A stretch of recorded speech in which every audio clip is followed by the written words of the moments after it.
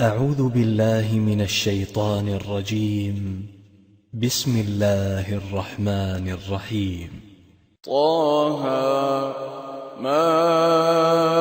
أنزلنا عليك القرآن لتشقى إلا تذكرة لمن يخشى تنزيلا ممن خلق الأرض والسماوات العلى الرحمن على العرش استوى له ما في السماوات وما في الأرض وما بينهما وما تحت الثرى وإن تجهر بالقول فإنه يعلم السر وأخفى الله لا إله إلا هو له الأسماء الحسنى وهل أتاك حديث موسى إذ رأى نارا فقال لأهلهم كثوا إني آنست نارا لعلي آتيكم منها بقبس أو أجد على النار هدى فلما أتاها نودي يا موسى إني أنا ربك فاخلع نعليك إنك بالوادي المقدس طوى وأنا اخترتك فاستمع لما يوحى إنني أنا الله لا إله إلا أنا فاعبدني وأقم الصلاة لذكري إن الساعة آتية أكاد أخفيها لتجزى كل نفس بما تسعى فلا يصدنك عنها من لا يؤمن بها واتبع هواه فتردى وما تلك بيمينك يا موسى قال هي عصاي أتوكأ عليها وأهش بها على غنمي ولي فيها مآرب أخرى قال ألقها يا موسى فألقاها فإذا هي حية تسعى قال خذها ولا تخف سنعيدها سيرتها الأولى واضمم يدك إلى جناحك تخرج بيضاء من غير سوء آية أخرى لنريك من آياتنا الكبرى اذهب إلى فرعون إنه طغى قال رب اشرح لي صدري ويسر لي أمري واحلل عقدة من لساني يفقه قولي واجعل لي وزيرا من أهلي هارون أخي اشدد به أزري وأشركه في أمري كي نسبحك كثيرا ونذكرك كثيرا إنك كنت بنا بصيرا قال قد أوتيت سؤلك يا موسى ولقد مننا عليك مرة أخرى قال قد أوتيت سؤلك يا موسى ولقد مننا عليك مرة أخرى إذ أوحينا إلى أمك ما يوحى أن اقذفيه في التابوت فاقذفيه في اليم فليلقه اليم بالساحل يأخذه عدو لي وعدو له وألقيت عليك محبة مني ولتصنع على عيني إذ تمشي أختك فتقول هل أدلكم على من يكفله فرجعناك إلى أمك ربك كي تقر عينها ولا تحزن وقتلت نفسا فنجيناك من الغم وفتناك فتونا فلبثت سنين في أهل مدين ثم جئت على قدري يا موسى واصطنعتك لنفسي اذهب أنت وأخوك بآياتي ولا تنيا في ذكري اذهبا إلى فرعون إنه طغى فقولا له قولا لينا لعله يتذكر أو يخشى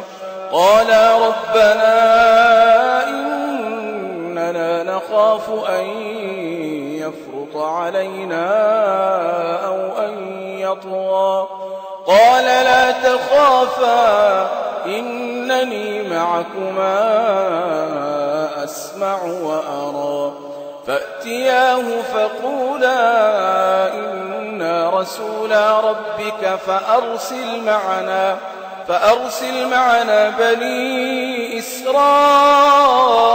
ولا تعذبهم قد جئناك بآية من ربك والسلام على من اتبع الهدى إنا قد أوحي إلينا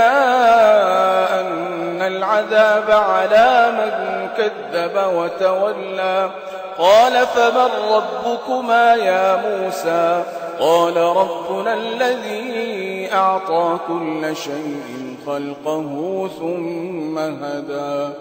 قال فما بال القرون الأولى قال علمها عند ربي في كتاب لا يضل ربي ولا ينسى الذي جعل لكم الأرض مهدا وسلك لكم فيها سبلا وأنزل من السماء ماء فأخرجنا به أزواجا من نبات شتى كلوا وارعوا أنعامكم إن في ذلك لآيات لأولي النهى منها خلقناكم وفيها نعيدكم ومنها نخرجكم تارة أخرى منها خلقناكم وفيها نعيدكم ومنها نخرجكم تارة أخرى ولقد أريناه آياتنا كلها فكذب وأبى قال أجئتنا لتخرجنا من أرضنا بسحرك يا موسى فلنأتينك بسحر مثله فاجعل بيننا وبينك موعدا لا نخلفه نحن ولا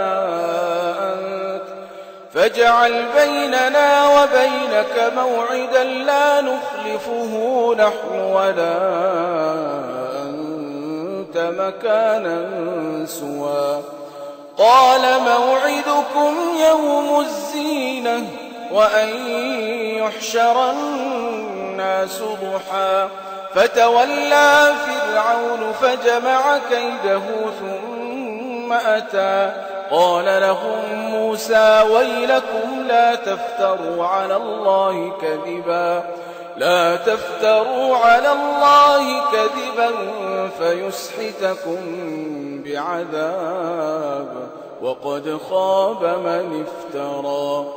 فتنازعوا أمرهم بينهم وأسروا النجوى قالوا إن هذان لساحران يريدان أن يخرجاكم من أرضكم بسحرهما ويذهبا بطريقتكم المثلى فأجمعوا كيدكم ثم أتوا صفا وقد أفلح اليوم من استعلى قالوا يا موسى إما أن تلقي وإما أن نكون أول من ألقى قال بل ألقوا فإذا حبالهم وعصيهم يخيل إليه من سحرهم أنها تسعى فأوجس في نفسه خيفة موسى قلنا لا تخف إنك أنت الأعلى وألق ما في يمينك تلقف ما صنعوا إنما صنعوا كيد ساحر ولا يفلح الساحر حيث أتى فألقي السحرة سجدا قالوا آمنا برب هارون وموسى قال آمنتم له قبل أن آذن لكم إنه لكبيركم الذي علمكم السحر فلأقطعن أيديكم وأرجلكم من خلاف ولأصلبنكم في جذوع النخل ولتعلمن أينا أشد عذابا وأبقى قالوا لن نؤثرك على ما جاءنا من البينات والذي فطرنا فاقض ما أنت قاض إنما تقضي هذه الحياة الدنيا إنا آمنا بربنا ليغفر لنا خطايانا وما أكرهتنا عليه من السحر والله خير وأبقى إنه من يأت ربه مجرما فإن له جهنم لا يموت فيها ولا يحيا ومن يأته مؤمنا قد عمل الصالحات فأولئك لهم الدرجات العلى جنات عدن تجري من تحتها الأنهار خالدين فيها وذلك جزاء من تزكى ولقد أوحينا إلى موسى أن أسر بعبادي فاضرب لهم طريقا في البحر يبسا لا تخاف دركا ولا تخشى فأتبعهم فرعون بجنوده فغشيهم من اليم ما غشيهم وأضل فرعون قومه وما هدى يا بني إسرائيل قد أنجيناكم من عدوكم وواعدناكم جانب الطور الأيمن ونزلنا عليكم المن والسلوى كلوا من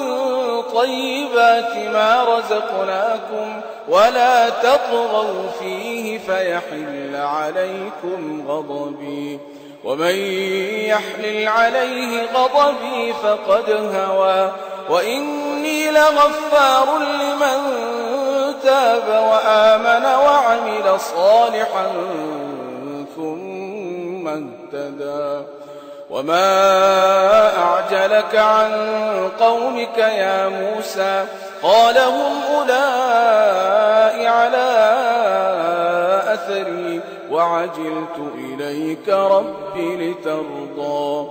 قال فإنا قد فتنا قومك من بعدك وأضلهم السامري فرجع موسى إلى قومه غضبان أسفا قال يا قوم ألم يعدكم ربكم وعدا حسنا أفطال عليكم العهد أم أردتم أن يحل عليكم غضب من ربكم فأخلفتم موعدي قالوا ما أخلفنا موعدك بملكنا ولكننا حملنا أوزارا من زينة القوم فقذفناها فكذلك ألقى السامري فأخرج لهم عجلا جسدا له خوار فقالوا هذا إلهكم وإله موسى فنسي أفلا يرون ألا يرجع إليهم قولا ولا يملك لهم ضرا ولا نفعا ولقد قال لهم هارون من قبل يا قوم إنما فتنتم به وإن ربكم الرحمن فاتبعوني وأطيعوا أمري قالوا لن نبرح عليه عاكفين حتى يرجع إلينا موسى قال يا هارون ما منعك إذ رأيتهم ضلوا ألا تتبعني أفعصيت أمري قال يا ابن أم لا تأخذ بلحيتي ولا برأسي إني خشيت أن تقول فرقت بين بني إسرائيل ولم ترقب قولي قال فما خطبك يا سامري قال بصرت بما لم يبصروا به فقبضت قبضة من أثر الرسول فنبذتها وكذلك سولت لي نفسي قال فاذهب فإن لك في الحياة أن تقول لا مساس وإن لك موعدا لن تخلفه وانظر إلى إلهك الذي ظلت عليه عاكفا لنحرقنه ثم لننسفنه في اليم نسفا إنما إلهكم الله الذي لا إله إلا هو وسع كل شيء علما كذلك نقص عليك من أنباء ما قد سبق وقد آتيناك من لدنا ذكرا من أعرض عنه فإنه يحمل يوم القيامة وزرا خالدين فيه وساء لهم يوم القيامة حملا يوم ينفخ في الصور ونحشر المجرمين يومئذ زرقا يتخافتون بينهم إن لبثتم إلا عشرا نحن أعلم بما يقولون إذ يقول أمثلهم طريقة إن لبثتم إلا يوما ويسألونك عن الجبال فقل ينسفها ربي نسفا فيذرها قاعا صفصفا لا ترى فيها عوجا ولا أمتا يومئذ يتبعون الداعي لا عوج له وخشعت الأصوات للرحمن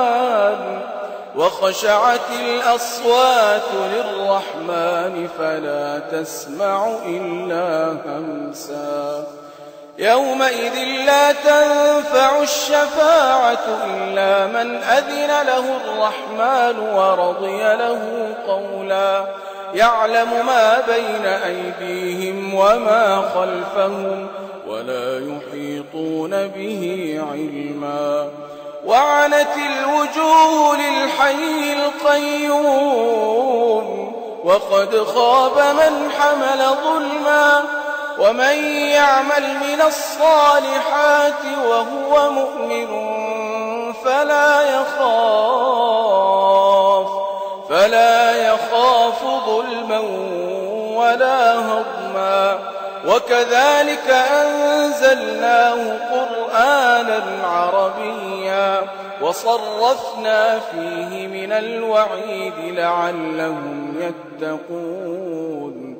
لعلهم يتقون أو يحدث لهم ذكرا. فتعالى الله الملك الحق ولا تعجل بالقرآن من قبل أن يقضى إليك وحيه وقل رب زدني علما. ولقد عهدنا إلى آدم من قبل فنسي ولم نجد له عزما. وإذ قلنا للملائكة اسجدوا لآدم فسجدوا إلا إبليس أبى. فقلنا يا آدم إن هذا عدو لك ولزوجك فلا يخرجنكما من الجنة فتشقى. إن لك ألا تجوع فيها ولا تعرى وأنك لا تظمأ فيها ولا تضحى. فوسوس إليه الشيطان قال يا آدم هل أدلك على شجرة الخلد وملك لا يبلى. فأكلا منها فبدت لهما سوآتهما وطفقا يخصفان عليهما من ورق الجنة وعصى آدم ربه فغوى. ثم اجتباه ربه فتاب عليه وهدى. قال اهبطا منها جميعا بعضكم لبعض عدو فإما يأتينكم مني هدى فمن اتبع هداي فلا يضل ولا يشقى. ومن أعرض عن ذكري فإن له معيشة ضنكا ونحشره يوم القيامة أعمى. قال رب لم حشرتني أعمى وقد كنت بصيرا. قال كذلك أتتك آياتنا فنسيتها وكذلك اليوم تنسى. وكذلك نجزي من أسرف ولم يؤمن بآيات ربه ولعذاب الآخرة أشد وأبقى. أفلم يهد لهم كم أهلكنا قبلهم من القرون يمشون في مساكنهم إن في ذلك لآيات لأولي النهى. ولولا كلمة سبقت من ربك لكان لزاما وأجل مسمى.